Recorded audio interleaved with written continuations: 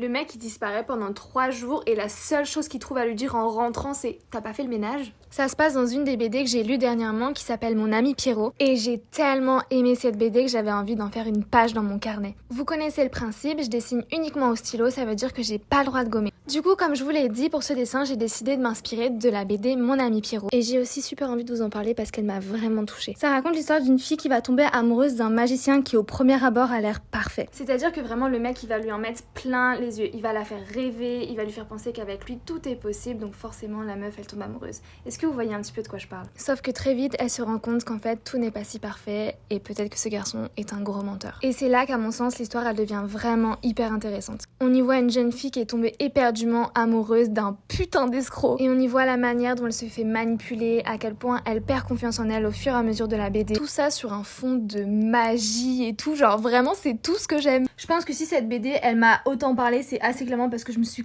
tellement identifiée au personnage principal. Mais bref, en gros, pour toutes mes go et tous mes gars qui se sont déjà fait tromper, je vous jure, lire cette BD, ça m'a fait tellement du bien parce que j'ai vu ça d'un point de vue extérieur et je me suis tellement sentie comprise. Et dans un sens, ça m'a un peu permis de guérir une partie de moi-même. Et c'est ça que je trouve hyper fort avec l'art et c'est la raison pour laquelle je veux en faire mon métier. C'est vraiment cette capacité à pouvoir guérir et émerveiller les gens à la fois, juste avec son travail, quelques dessins ou une petite animation.